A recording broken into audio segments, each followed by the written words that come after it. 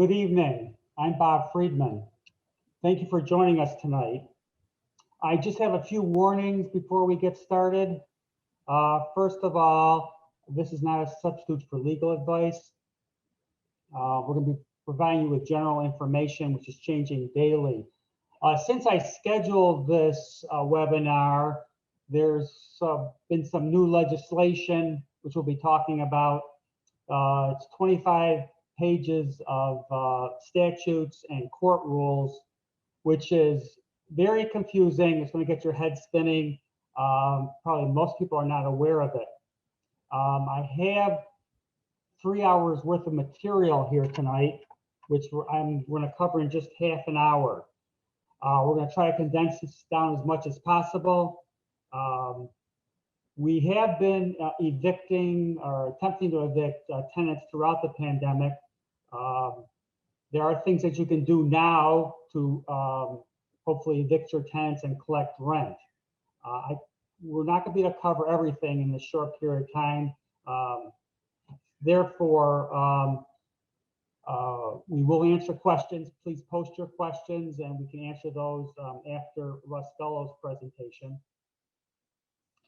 Also, this PowerPoint is going to be available, the webinar and more details on everything that we're covering today will be available on our wny-lawyers.com website under the Landlord Legal Survival section. Also, I'm presenting a similar webinar for the American Apartment Owners Association on February 25th. If you complete the evaluation form that the webinar evaluation form that was emailed to you, we will provide you with a free consultation. Also, in order to cover all this material, we may have to do monthly webinars.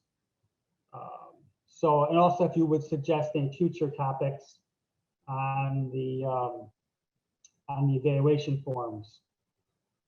I've been giving seminars for about 35 years for landlords, and two of the main themes are just as important now as they ever have been, and that is maintaining communication with your tenants and documentation. You need to get everything in writing. It's truer now than ever before. As far as and one of the common questions that we've been getting is that tenants are not permitting landlords into their apartments to make repairs. So their communication is very important. You should be sending notices to your tenants that when repairs are necessary. We're going to talk about a few basics before we get into some of the newer challenges faced by landlords. And one of the main challenges is this warranty of habitability that covers all residential properties. And that means that you as landlords have an unqualified obligation to maintain the premises, whether or not the tenants are paying their rent. We're finding that many landlords are still not familiar with the New York Tenant Protection Act of 2019, which went into effect in June of 2019. And it's very important, especially now, that you follow all the rules, especially if you want to terminate tenancies of your tenants in order to remove them, because as we will be discussing, it's maybe a lot easier to evict your tenants on a basis of holdover as opposed to non-payment of rent. So you should be following all the rules strictly. Here's just a basic summary of these, and there's greater details on my website. Now for residential evictions, you're required to send a notice to tenants by certified mail once the rent is passed through 5 days, and the non-payment notices now are 14 days instead of 3 days. The notices of petition must be served 10 to 17 days before the court date instead of, it used to be 5 to 12. and either party can request an adjournment of at least 14 days. Attorney's fees cannot be awarded if the tenant defaults, and warrants now give tenants 14 days instead of 72 hours notice to vacate. The warrants can be stayed for up to 1 year in hardship cases. The tenants are no longer required to serve an answer 3 days prior to the court date. The late fees are limited to the lesser of $50 or 5% of the monthly rent, and this would be beginning the 6th day after rent is due. You can no longer charge application fees, and credit report charges cannot exceed $20. Blacklisting is prohibited, which means that you can't use the fact that a tenant's been evicted previously as grounds for denying his or her application. And landlords now have a duty to mitigate their damages. So if a tenant moves out before the end of the lease term, landlords are required to attempt to re-rent the apartment. You just can't let the apartment sit vacant and then sue the tenant for the remainder of the lease term. The retaliation, which was one of the only defenses to holdover evictions, has been expanded to include not only when a tenant complains to government authorities such as the health department or building code enforcement about conditions in the apartment, but even if the tenant complains to you about conditions, if you attempt to evict the tenant within 6 months, there's a presumption of retaliation. This is very important as far as non-renewal or termination of month-to-month tenancies. This is especially important now if you want to terminate your tenant's term, and even though they're not paying rent, you have to follow these strict requirements. So even a fixed term lease now, prior to this Tenant Protection Act, you did not have to give notice to a tenant when their lease expired. And now you are required, whether it's month to month or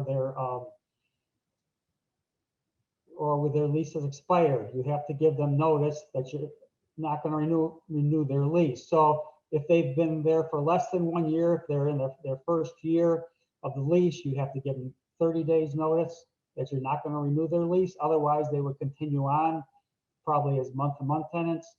If they've been there for more than 1 year, but less than 2 years, you're required to give them 60 days notice that you're not going to renew them or you're going to terminate a month-to-month. So even a month-to-month lease, if they've been there for more than a year, you have to give them a 60 days notice to terminate their tenancy. If they've been there for more than 2 years, then it would have to be a 90 days notice. Now evictions, rent, to evict a tenant for non-payment of rent, you can only evict them for non-payment of rent. You could not evict them for non-payment of late charges, interest, or other fees. So previously, you would be able to evict the tenant even though they paid the rent if they had not paid the late charges, interest, or other fees. So now, as long as they paid their primary rent, even if they owe late charges, interest, or other fees, you can't evict them as long as they pay their primary rent. There are new requirements about moving in and moving out inspections. You're required to give the tenant a required, even though I recommended it before, required now to offer the tenant a move-in inspection so that they can provide you with a list of any defects in the property. You're also required to give tenants an opportunity to do an inspection with you 2 weeks prior to when they move out, and you're then required to give them a list of what the charges are going to be made or what needs to be repaired. Another tight timeline now also is you must return security deposits within 14 days of when the tenants vacate the apartment, or you'll forfeit your right to keep it. So either have to return it within 14 days after they vacate the apartment, or provide them with a list of the deductions from the security deposit. So those are some of the basics of the Tenant Protection Act. I have a complete list on our website. Evictions during the pandemic. There's been a large number of executive orders, New York courts administrative orders. There's been New York legislation, individual court policies. There was CDC orders and U.S. CARE Act that governed moratoriums on evictions. So there's something changing every few weeks. So we need to do an analysis on whether you can evict your tenants now or have been able to evict your tenant. There's different rules that apply to commercial or residential tenants, whether the eviction grounds are non-payment or holdover. Some of these executive orders and other moratoriums only apply to non-payment. It also depends on whether the tenant is suffering financial hardship. It'll depend on when an eviction action has been started, whether you started before the pandemic. The dates for which the rent was due. There's the rent safe harbor.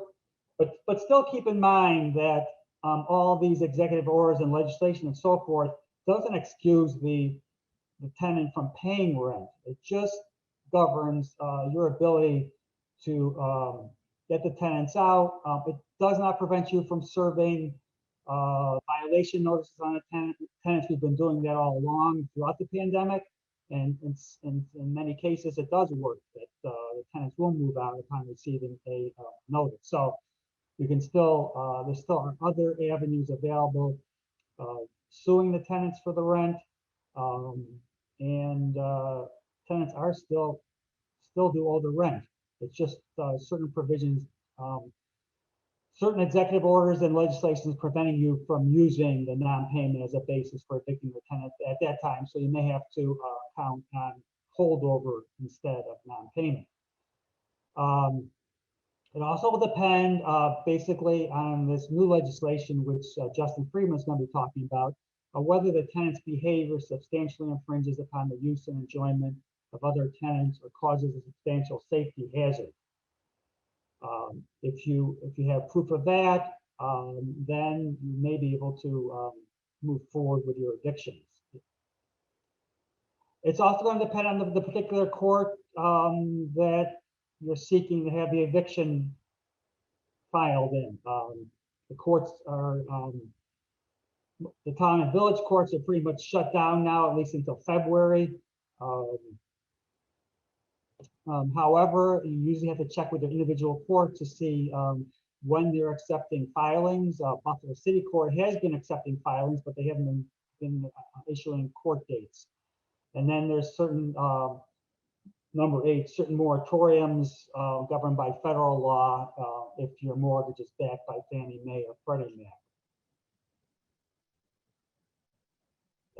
In June, the courts issue what they call a protocol. We have protocols, we have executive orders, legislation, court orders. There's all types of regulations been coming out across from the governor and from the courts and even from the particular parts of the states.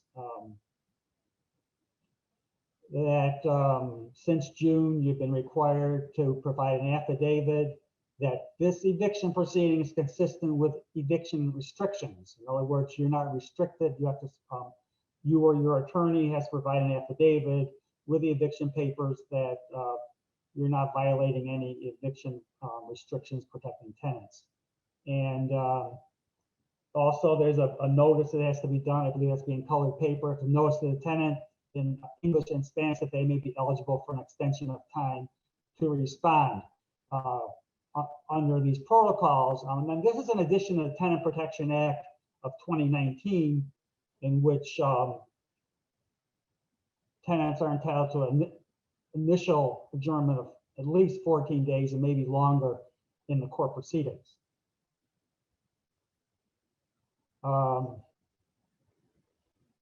So there is the Tenant Safe Harbor Act. That's more of That's not a moratorium, it's a defense. Residential tenants who experience financial hardship for non-payment of rent that accrues between March 7th, 2020, and when all the COVID-related restrictions are lifted, I believe we're still in that period, that you cannot evict tenants that are covered by this tenant safe harbor that are experiencing financial hardship. You can sue them for the rent, but you can't use it as a basis for eviction. Now, Justin Friedman is going to be covering the COVID-19 Emergency Eviction and Foreclosure Prevention Act of 2020. As I said, this was what came about since we scheduled this presentation. It was 20 pages of legislation and another 7 pages of court rules governing this. It's going to be very confusing. I'm sure it's going to be subject to quite a bit of interpretation. But I think most of you, in listening to this, you will actually probably know more than most attorneys and judges know about this little known Foreclosure Prevention Act. It really received very little publicity. So Justin Friedman will explain some of the nuts and bolts of that. Thanks so much. So as Bob said, there have been tremendous changes in under a year in terms of the procedures that we have to undertake in these evictions. And a lot of it has raised more questions than provided answers. I think the one good thing about this new legislation is that it clears up a lot of the confusion. I mean, the first thing you're going to notice is a lot of dates. Anything that's already pending is going to be stayed for 60 days, or anything that hasn't been filed yet, 60 days from filing. One thing I want to stress is that these dates are, in most cases, going to be theoretical, given whatever court it happens to be in. If we're in the city of Buffalo, the backlog is just so tremendous that that 60 days may be meaningless because depending on when these are filed, we might not get a date in another 60 days, and who knows, the law may change by that point. So the one thing I just really want to talk about that's probably of most interest to people right now in terms of getting all the correct paperwork in is that there is a new notice that needs to be served along with notice of termination or the 14-day notice of non-payment. And that is a declaration of hardship during the COVID-19 pandemic. It is now the landlord's responsibility to serve that application on the tenants. That's what it looks like right there. We're going to have that up on the PowerPoint and on our website. You can have a closer look. Essentially, what this does is it gives the tenant notice that no matter what kind of proceeding, whether it's a holdover or non-payment, they can indicate to the court that they're experiencing some kind of hardship. Previously, with the Safe Harbor Act and some of the other executive orders, that hardship was strictly financial. And a lot of landlords I spoke to said, well, I know my tenant is still working, so this shouldn't apply to him. Well, this is clarifies what counts as hardship, and I have to tell you, it's a very broad category of financial hardship. Now, it can be loss of household income due to the COVID-19 pandemic. Again, that's very general wording there. It can be for out-of-pocket expenses related to performing work that the COVID-19 pandemic has entailed. Can be for childcare expenses, or it can just be for moving expenses or difficulty securing alternative housing. Now, there's an alternate category as well. The tenants can claim that they have a hardship due to being in a category that exposes them to a greater health risk. So it can be for either financial or health reasons, and this applies to all evictions, not only non-payment proceedings. So the effect of the tenant filling this out and submitting it back to the landlord or to the court is at that point, the eviction will be put on hold till May 1st at the earliest. Again, a theoretical date, because by the time May 1st rolls around, we don't know what we're going to be facing. But for right now, if the tenant returns that application indicating they have hardship, the eviction will not be heard until May 1st at the earliest. However, there is an exception. If the landlord submits an affidavit to the court indicating that the tenant is a persistent nuisance, then the eviction will be back in line to be heard, hopefully at a sooner date. So they define nuisance in the statute as unreasonable behavior that substantially infringes on the use and enjoyment of other tenants or occupants or causes substantial safety hazard to others. And then you would have to provide specific examples of that. What we're doing now in every new petition we file is also identifying what sort of nuisance the tenant has been responsible for. And then, we will repeat that again in affidavit if it comes to that. So, this again only applies if your tenant is a nuisance.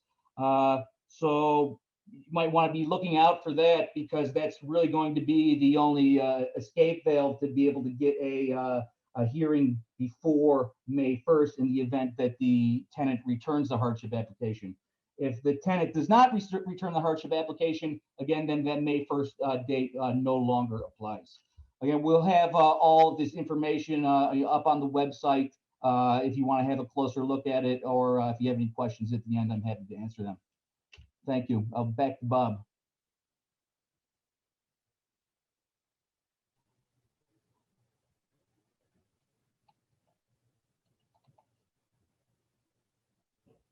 Did you want to do the next slide? Yeah, okay, thanks. Okay. Yes, okay. So as you'll notice, this only applies to residential evictions, whereas the other, the so-called protocol from last June applied to both commercial and residential, about just the attorney or the landlord providing an affidavit that there was no restrictions on evicting the tenant.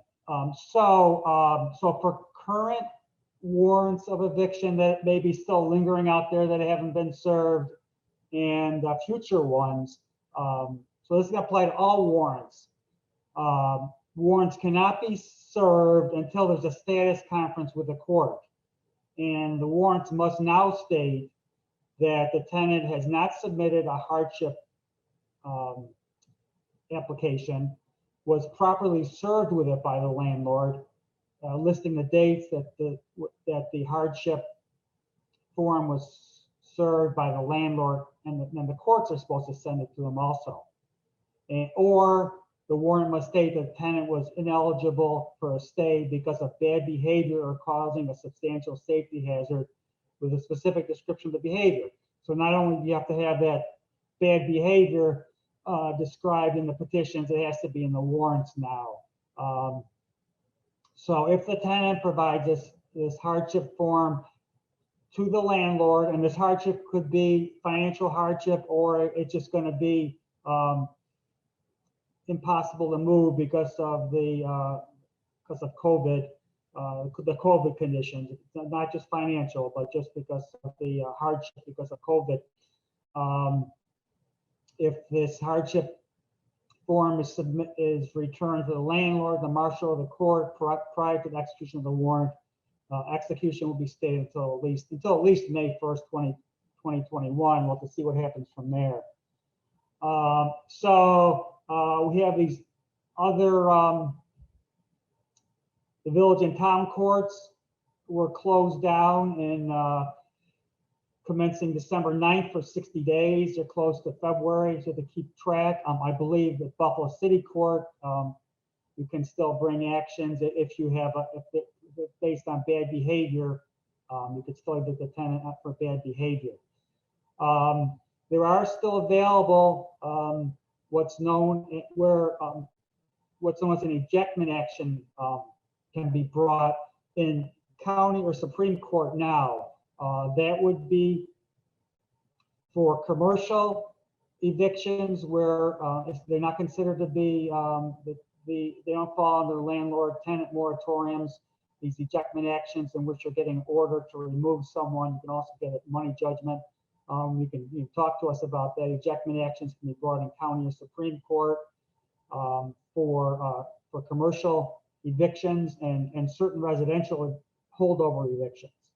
The cost will be considerably more, but there's an alternative when the village and town courts are closed and there's a moratorium on landlord-tenant matters. This is not considered a usual landlord-tenant action. It's not covered by the moratoriums. Also, to make distinguish too, we're also bringing actions against what's called licensees. Some of these rules moratoriums may not apply to licensees. Licensees are a situation where maybe it's not the landlord-tenant situation, where it could be a relative, or a tenant wants to evict his girlfriend. If the tenant's on the lease, then the girlfriend may be considered to be a licensee. Any type of situation where you're sharing premises, then we do bring actions for people that want to bring either would not be a tenant. I mean, owner of a property may have a friend or relative living there, and they want to remove that friend or relative. That friend or relative probably doesn't have the status of a tenant. It's what's known as a licensee, which can be removed on 10 days notice. There's also U.S. pandemic eviction moratoriums, as you saw, and probably New York's are stricter. The CDC moratorium on evictions was just extended recently. This last week was extended from January 31st until March 31st. The CARES Act had a moratorium on evictions on federally backed on properties that were financed by federally backed mortgages. And the tenant protection, going back to the Tenant Protection Act, there's heightened criminal penalties and damages for self-help evictions. An unlawful eviction, and many landlords are doing this, are performing unlawful evictions. I don't know whether they're being prosecuted criminally or not, but we hear from a lot of tenants that are being unlawfully evicted. Unlawful eviction includes the threat of or use of force, interfering with the use or occupancy of the property to try to get the tenant to vacate, including cutting off the electric or water, engaging or threatening other conduct to prevent unlawful occupancy, such as removing your tenant's possessions, changing the locks, removing doors. Cutting off utilities was always illegal, but this enforces that. If you intentionally violate this provision or assist someone in doing so, it's a Class A misdemeanor, punishable by fines up to $1,000 and $10,000, between $1,000 and $10,000, plus a daily fine of $100 for each day the tenant is not restored to possession. So tenants do have the opportunity to go to courts even during the court closures to get orders to be restored to their premises. They can also sue for triple damages. Also, landlords who violate the federal eviction moratoriums can be fined for up to $500,000. So as far as collecting unpaid rent, there's things you can be doing now. And as I said, is one of the important things I've always emphasized over the past 35 years in presenting seminars is that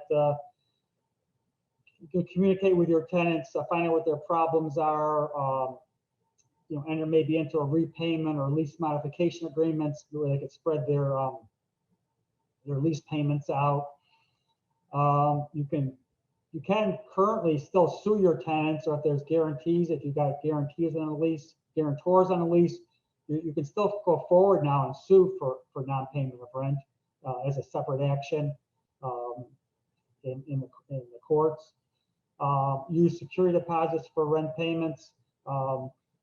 There was executive order passed allowing tenants to request that their security deposits be used for rent payments as long as they replenish these security deposit accounts over 12 months.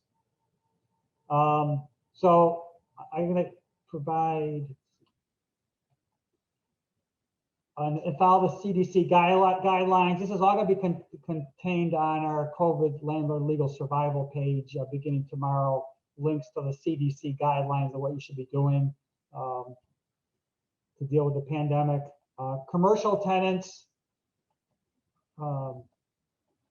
there's been quite a few cases regarding commercial tenants, and there's really no consistency in the court's decisions. You know, you're having many retail tenants that are being sued for rent or being evicted and saying, using the defenses of impossibility or frustration of purpose. Generally, the courts are saying that if they have any, even if it's a retail location, if they still have the use of their property, even though there's no foot traffic, that they can't use these as defenses. Look at the lease provisions on force majeure. One thing that you can do with commercial leases that you can't do with residential leases is that you can have, you can generally set higher attorney's fees amounts to recover your attorney's fees. Some landlords have been able to recover double what their attorney's fees are. And also the rent amounts. You're pretty much unlimited on what you're charging for rent amounts with commercial tenants. Just want to point out, you know, since I gave my last seminar on emotional assistance animal discrimination claims a couple of years ago, HUD did issue guidelines on, and I have links to that on my website, HUD guidelines with emotional assistance animals or emotional support animals. So basically, it does, these are just guidelines, but they have a huge amount of guidelines on this now to address things such as that emotional assistance animals are not service dogs. Service dogs are specifically trained, and they also give guidelines now on what are considered to be emotional assistance animals and what sort of documentation is necessary. Backing off from many tenants are relying on getting these certifications online, which is a big scam. There is no certification or registration. There is no such thing as an emotional assistance animal or emotional support animal certification or training registration. So they do lay out the guidelines of what you should require. It should be some sort of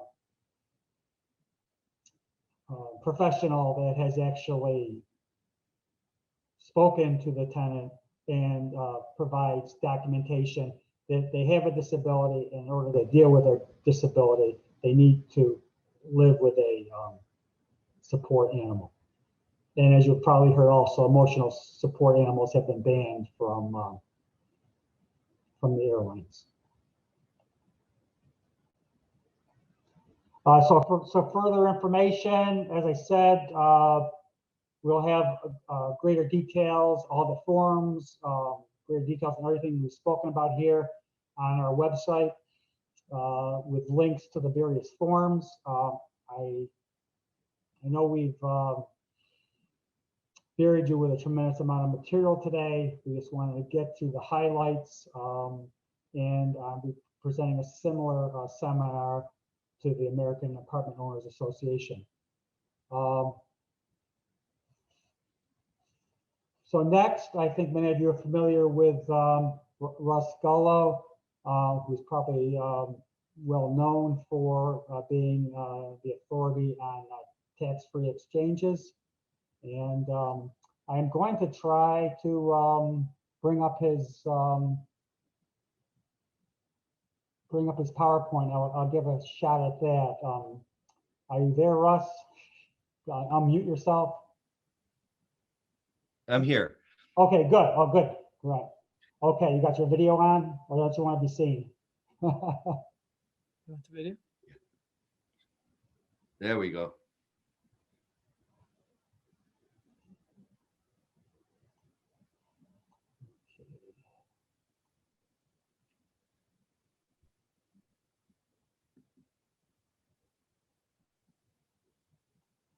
Yeah, if you want to get started, Russ, I'm going to try. I'm not sure if I'm going to be able to bring up your PowerPoint, but I'm going to try. Okay. Good evening, folks. I'd like to talk about the best kept secret in real estate this evening. This secret's been available since the early 1900s when the first exchange laws were enacted. Since that time, knowledgeable real estate professionals, attorneys, and CPAs have been using this procedure to increase their clients' future wealth. Today, you have that same opportunity. And in the short time that we have together this evening, I'm going to explain how you too can take advantage of this best kept secret. And just a footnote while Bob is trying to pull up the PowerPoint. If you would hold your questions to the end, and both myself and Bob and Justin will be happy to address any of your questions on either one of these presentations at the end of my presentation. Okay. Keep in mind that what I'm going to talk about right now is based on section 1031 of the Internal Revenue Code. So it's not something that we're making up.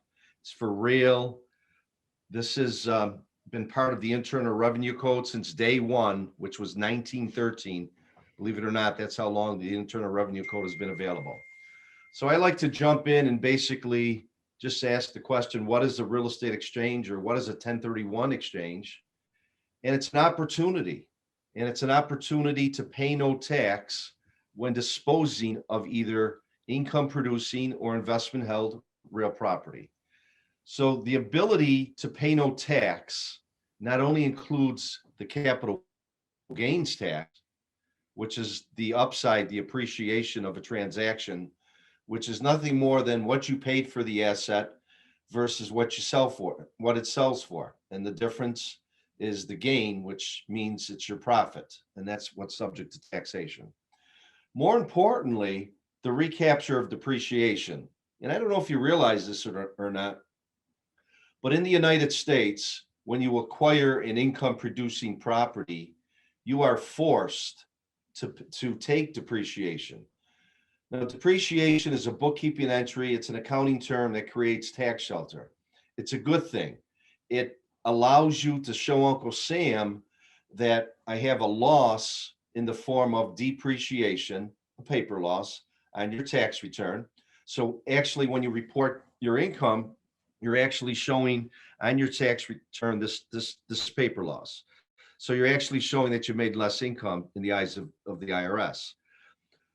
The other side of that coin is at the time of disposition, when you go to sell this asset, this real property asset, every dollar that you wrote off in depreciation is an additional dollar of gain. And as I mentioned, the gain is your profit, which is subject to taxation. So not only do you have the favorable capital gains tax, with the top rate federally today is 20%, not only do you have the recapture of depreciation, which is a flat rate of 25% federally, you also have what we call a Medicare surtax, which is at a rate of 3.8%, which is subject to individuals that have income over a certain level. But in addition to that, you have New York State income tax, which is one of the highest income taxes in the country. So at the end of the day, not only do you have capital gains, recapture of depreciation, the Medicare surtax, but in addition, state income tax. And in many cases, depending on the length of your holding period of that asset, without me doing the math, you could be exposed to a third of your selling price in the form of taxation, a third. And that's very possible with the example that I just gave you. So if we jump into our next screen, what are the requirements to take advantage of this best kept secret known as a 1031 exchange? You must be disposing of that asset. Okay. It only pertains to individuals, taxpayers, that are disposing of the assets. And those assets that I'm referring to are either income producing, something that's available or generating income, whether it's a single family rental, a condo that you rent out, a duplex that's available for rental, a 10-unit apartment building, a self-storage center, whatever the case may be. And it also includes, under the definition of section 1031, investment held assets, meaning that you might own a piece of land that you do not make available for rental, okay? And you're holding it for future value in the eyes of the IRS. So either one of those categories under section 1031 is eligible to do a 1031 and to pay no tax. Now, if it's a secondary residence or a primary residence, section 1031 does not accommodate you. We have something better with our primary residences, which is section 121 of the Internal Revenue Code, that allows you to not pay tax every 2 years. The ability to sell your primary residence every 2 years without being subject to taxation, up to $500,000 of gain for a husband and wife, or $250 per individual. Okay, it doesn't get any better than that. And those funds are tax-free. You can do anything you want with those. You can go to OTB. You do not have to buy another primary residence. Now, secondary residence, that's a separate section of the Internal Revenue Code that is subject to taxation, that does not qualify under section 1031. Okay. So what is meant by like-kind property? So when you take advantage of this best-kept secret, you're disposing of either income producing or investment property, okay? And you have to buy other income producing or investment property. This term is what we call like-kind property, okay, like-kind. So like-kind refers to the character or nature rather than the quality or grade. In layman's terms, that means any real estate that's income producing or investment held that you're disposing of, you can then go back into any replacement property that's income producing or investment held as well. Again, the term like-kind. So some examples of like-kind property. Some examples include land. You may be disposing of land. Okay. I don't, hey, Bob, can you go back one slide? Examples of like-kind. There you go. Okay. Examples of like-kind property would include land. Maybe you're selling a piece of land, a parcel of land, or some acreage. Well, you do have the ability, when doing a 1031 exchange, to buy a replacement property such as an apartment building. You might own an office building that you operated your business from. And now you decide, you know what? I'm no longer going to need my office building because I'm retiring, and I'm looking for some cash flow, some income. So you do have the ability to maybe buy something that's pretty hands-off, such as a plaza. Okay, that might have some net leases involved where you're very limited to the day-to-day activity of management. You might own some single-family rentals. You might have a portfolio of single-family homes scattered throughout the Western New York marketplace. And you may decide, you know what, I want to consolidate and maybe buy into what we call a self-storage or a mini storage facility, one of the best real estate investment opportunities available to us today. Or you may have, as I mentioned earlier, numerous rentals such as duplexes that you may decide that I don't want to actively be involved in management any longer of those. So I'd like to get into something that's management free, what we call a co-ownership arrangement, something known as a DST, a Delaware Statutory Trust, a TIC, a tenant in common transaction, both allowing you the exemption from the day-to-day activity. So it's pure management free or passive, where you're just sitting back and receiving either a monthly or quarterly distribution of cash flow. Or you may have a mixed use property in Buffalo, in the city, and you may decide, you know what, I'd like to buy a condo maybe in Tampa. Okay, so like-kind refers to property that's located anywhere in the United States. So you don't have to sell Buffalo and buy Buffalo. So if you're looking to get into the sunshine state such as Florida, great opportunity to create wealth and to own a piece of the sunshine. So what are the tax advantages of a 1031 exchange? Which would be the next slide. I'm going to walk through an example. Okay, I'm assuming that for our presentation this evening, we're going to go out, we're going to buy a 12-unit apartment building for $240,000. We're going to go back in time and make the assumption that we actually acquired this asset in 1983. It's a long time ago. We put $60,000 down as our down payment. We used the leverage, OPM, other people's money. We went to a bank. We procured financing for $180,000 for a total value of $240,000. So we leveraged our position. We only needed 60 grand down. And here it is today, 2021, believe it or not. And we're ready to dispose. We have a ready, willing, and able buyer who's willing to pay almost $500,000, $493,000. We've reached a meeting of the minds between both ourselves and the buyer. The property is mortgage free. And from an accounting point of view, we have what we call an adjusted basis of $20,000. So what that means is that we originally started with our basis of $240,000. We depreciated the asset down to $20,000. We are able to depreciate the improvement and not the land value. So the only basis from an accounting point of view that's remaining in this asset is $20,000, which is the land value. So the balance is all gain. So let's see how the numbers play out. If we go to our next slide, which says sale versus a 1031 exchange. And if you look at the top, in the middle, it says sale, and then adjacent to that, it says a 1031 exchange. So if you walk down the line items here, our original purchase price, our basis, as I mentioned, was $240,000.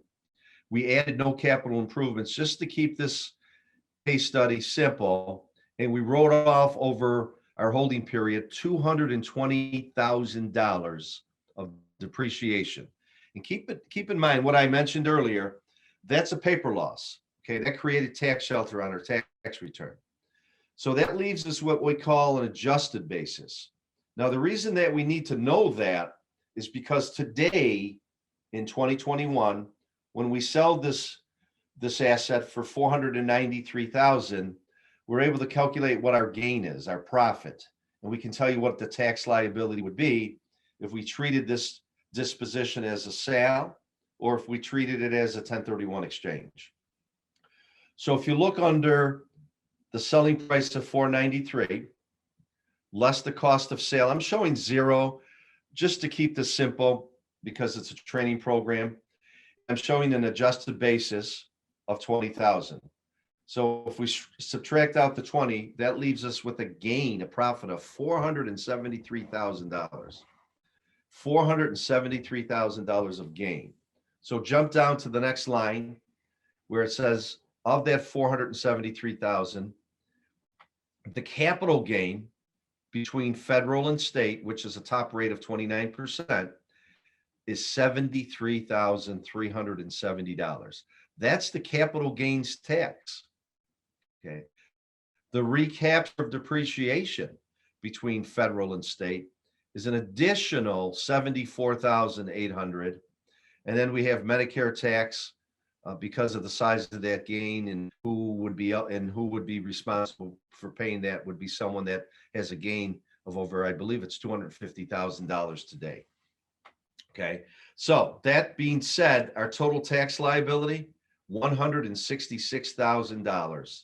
So if we were to sell this asset today and treat the transaction as a sale, $493,000 selling price. We said we were mortgage free and we didn't show any transaction expenses, just to keep this simple, less the tax liability that you would pay Uncle Sam of $166,000.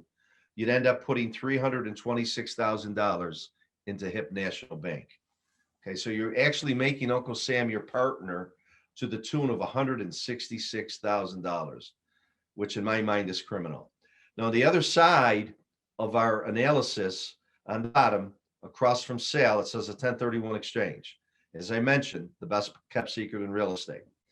So if we dispose of that asset using that very same buyer, and we sold or disposed for $493,000, our tax liability would be zero.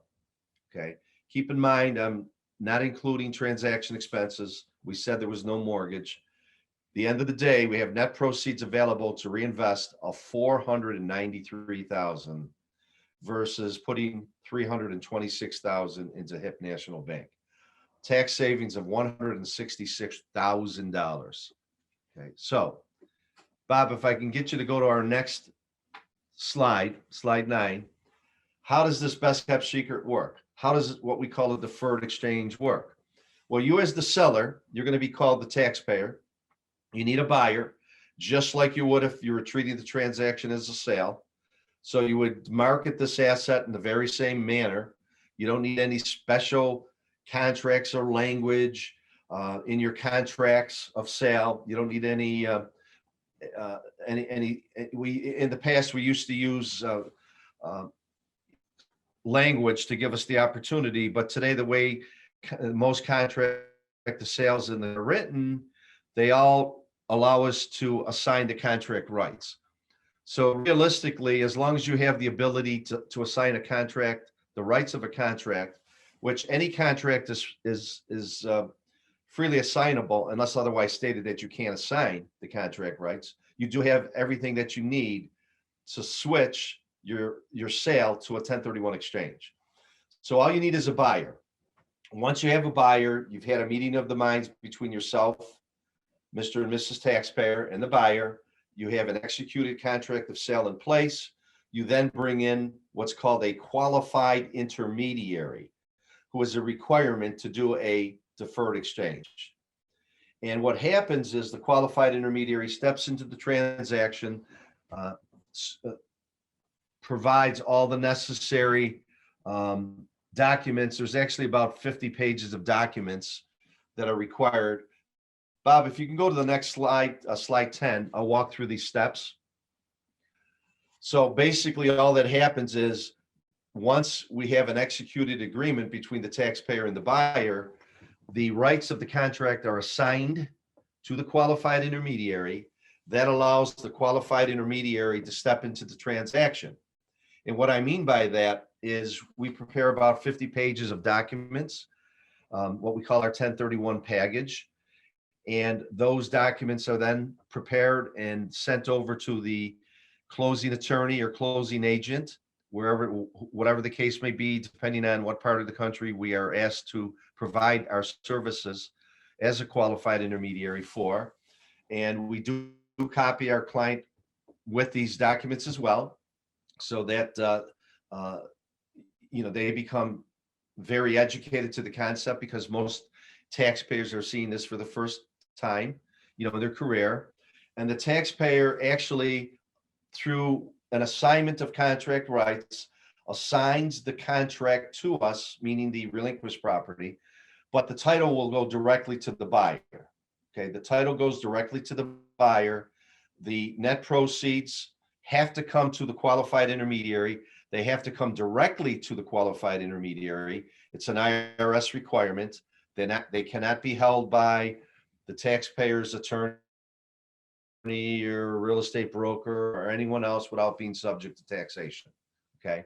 And then at that point, that will start the clock where Bob, if you can go to the next slide 11, we have a clock. And upon closing of legal title, that will start our clock. The taxpayer then has 45 days, what we refer to as the identification period, to identify either one or a number of replacement properties. And the wake-up item here is that the taxpayer does not have to be under contract for identification purposes. As part of our 1031 package, we provide an ID form letter because the IRS did not come out with a formal one. And the client needs to identify potential properties to the qualified intermediary within that 45-day period. As I mentioned, does not have to be under contract. And as long as they acquire one of those properties of equal or greater value within that 6-month, 180-day window, what we call our exchange period, from closing of the sale to closing of the purchase, we have a good 1031 exchange. I'm going to skip over the issues, slide 12, Bob, and if we can just jump into slide 13. One of our biggest concerns that you need to understand is the value that you dispose of. I'm referring to the contract price.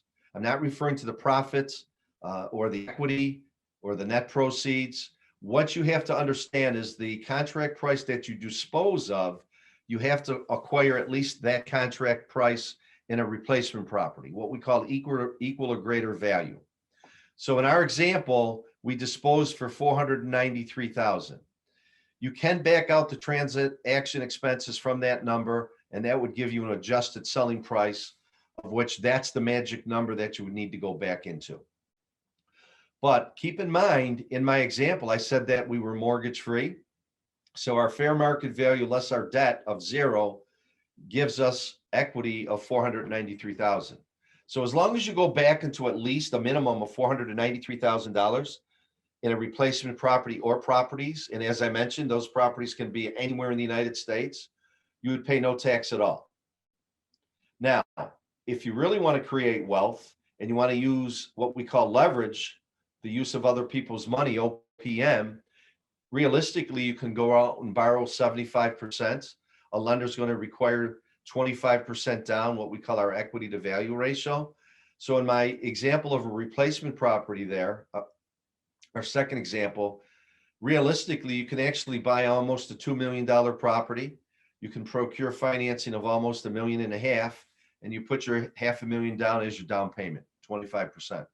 So if you really want to get in on that mountain of financial independence, there's no better way than to use leverage, especially with the lowest historic rates that we've ever seen. We're doing actual transactions today.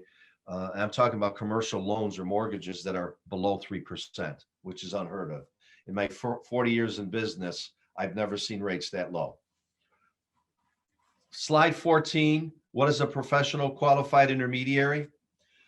As I mentioned, a qualified intermediary is a requirement anytime to do a deferred exchange or any of the other types of exchanges that we're going to address.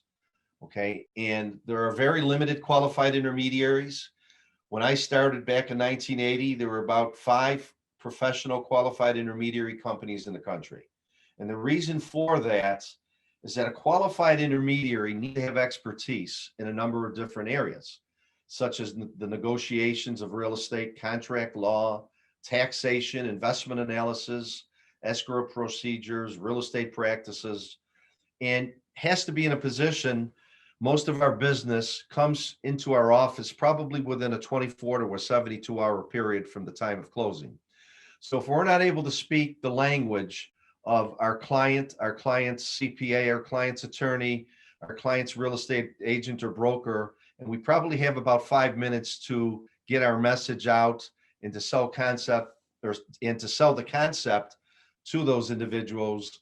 Yeah, we understand, we know what we're doing. We've been doing this for a whole lot of years. We wouldn't be in business. So there, again, a real need for a qualified intermediary to have these kinds of training in order to be successful. Slide 15 addresses who cannot be a qualified intermediary. Keep in mind, this is one time a taxpayer or seller cannot handle the sale of their own asset. They can actually find a buyer, but they cannot act as a qualified intermediary. An employee of a taxpayer cannot be a qualified intermediary. And more importantly, anyone that has provided an agency relationship, meaning a service for a fee, to a qualified intermediary within the past 24 months or at the time of the transaction, they would be what we call a disqualified person, and they would not qualify in order to act as a qualified intermediary, and their 1031 exchange would not qualify. Okay. So there's some examples on page 16. I won't bore you with those. And if you jump to page 17, we actually just explained to you what's known as a deferred exchange. Bob, how are we doing on time?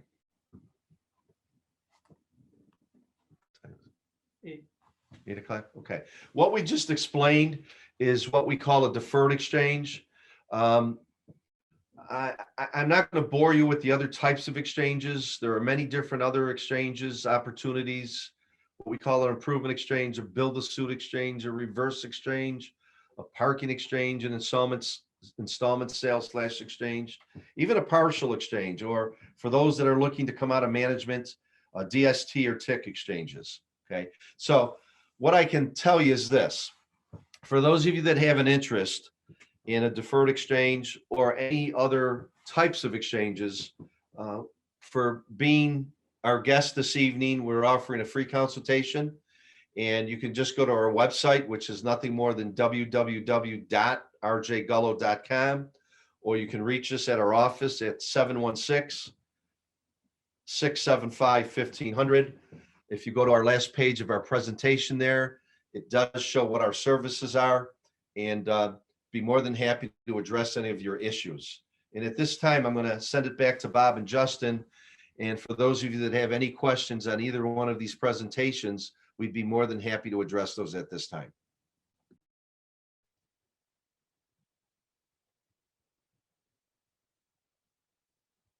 So I do see we have a couple questions up there. I can get it started while Bob gets unmuted. First of all, there's a general question out there about our fee structure. Given all these new requirements, it's something that we're having to restructure right now, and every case has its idiosyncrasies. So again, for participating tonight, I would just invite anyone to give me a call at the office tomorrow. I should be around all day, and I'm happy to offer free consultation to anyone who would like to discuss the eviction process with us and what the fees might be. I'm happy to hear your particular circumstances, and we can, discuss further. Then you give me a call tomorrow, or anytime. Just leave me a message. There was a question regarding whether someone with proper notice can be evicted for no reason. And yes, you should still have the right to terminate a tenancy for any reason or no reason, as long as you give the proper notice. So there's a question about evicting now for breach of the lease. So in order to evict for breach of the lease, you'd have to serve them with a proper notice according to your lease, and then they would be considered a holdover. And but you'd still be subject to the moratoriums. In this particular case, this question apparently has to do with someone that was removed from the apartment from by the Cheektowaga police. So apparently you might have an exception there for someone for bad behavior if you were to plead that in your petition. So you might be able to go ahead with that, even if they were experiencing hardship. So we will, I think we've covered most of the questions, but feel free to email us or call us if you have any other questions that we didn't cover. And we'd appreciate it if you would complete the webinar evaluation form that was emailed to you, and we look forward to seeing your suggestions for future seminars. Everyone stay safe and have a good evening. Thank you for joining us tonight.